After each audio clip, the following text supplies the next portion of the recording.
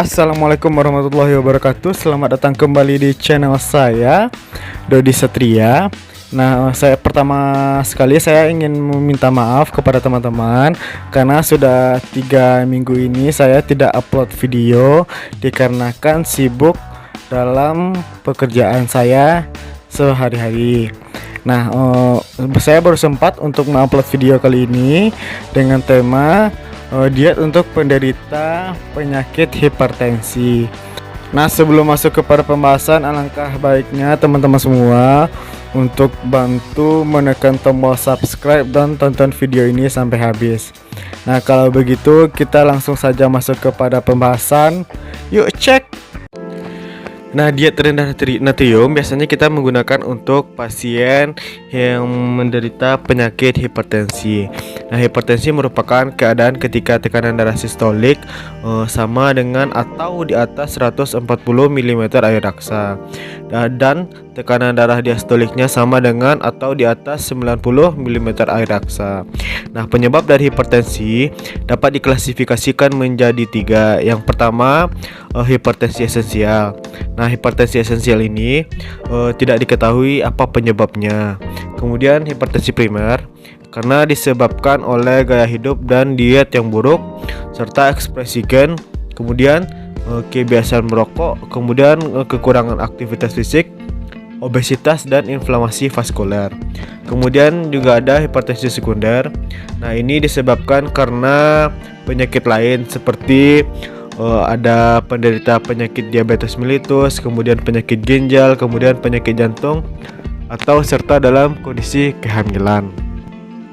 Penanganan dan pencegahan hipertensi dapat dilakukan melalui intervensi farmakologis dan non-farmakologis. Intervensi farmakologis yaitu dengan menggunakan obat-obat antihipertensi. Kemudian non-farmakologis yaitu dengan melaksanakan diet rendah garam atau pengaturan pola hidup sehat. Nah, diet yang dilakukan dalam penata laksanaan dalam penyakit hipertensi ini biasa kita kenal dengan istilah dengan diet DAS. Nah, diet DAS adalah diet yang menyarankan konsumsi makanan rendah lemak jenuh, rendah kolesterol, rendah lemak total, serta meningkatkan konsumsi makanan buah dan sayur dengan jumlah 4-5 porsi per hari. Kemudian produk susu tanpa lemak atau gandum utuh dan kacang-kacangan. Nah, dibandingkan dengan diet lain, diet DAS dapat memberikan kalium, magnesium, kalsium, protein dan serat yang lebih tinggi dan dipercaya dapat mengontrol tekanan darah. Syarat dan prinsip dari diet DAS ini adalah yang pertama, kebutuhan energi cukup.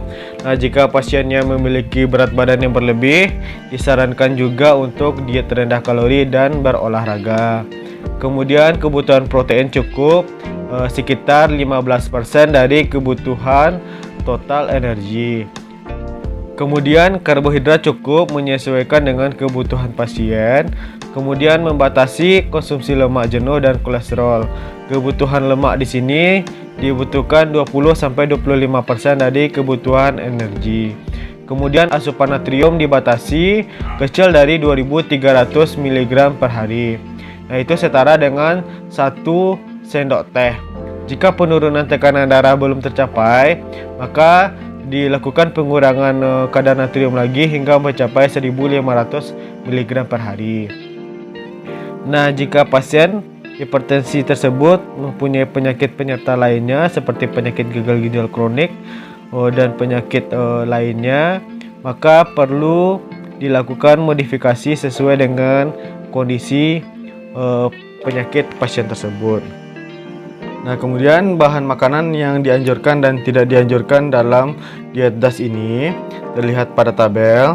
Ada sumbernya karbohidrat, protein hewani dan nabati, kemudian sayuran dan buah, serta lemak, minuman, dan bumbu-bumbu pun semuanya ada tersedia seperti yang terlihat pada tabel. Nah, bisa kita lihat yang boleh itu kita konsumsi bahan makanan yang segar-segar saja. Nah, seperti pada protein nabati ada kacang-kacangan segar, di sayur-sayuran semua sayuran yang segar. Kemudian protein hewani ada ikan, daging, unggas tanpa kulit. Kemudian telur maksimal 1 butir per hari. Nah, ini diusahakan daging-dagingnya ini dalam bentuk daging segar. Kemudian yang tidak boleh atau yang tidak makanan yang tidak dianjurkan seperti olahan kacang yang diawetkan seperti dicampurkan dengan natrium. Kemudian sayuran kaleng yang diawetkan dan mendapatkan campuran natrium serta asinan-asinan sayuran. Kemudian dari segi karbohidratnya ada biskuit yang diawetkan dengan natrium dan kemudian pada protein hewani dapat kita lihat seperti ada ikan kaleng, kemudian daging merah dengan bagian lemak, kemudian ada kornet, sosis, ikan asap, ati, empela dan olahan daging dengan menggunakan natrium. Nah, dapat kita lihat begitu pun juga dengan lemaknya yang tidak dianjurkan adalah margarin, mentega dan mayonaise. Nah, untuk lebih lengkapnya lagi teman-teman bisa membaca sendiri pada tabel bahan makanan yang dianjurkan dan tidak dianjurkan. Nah, mungkin sekian yang dapat saya sampaikan. Terlebih dan terkurang saya mohon maaf. Kalau ada pertanyaan silahkan bertanya di kolom komentar. Sekian, terima kasih. Assalamualaikum warahmatullahi wabarakatuh.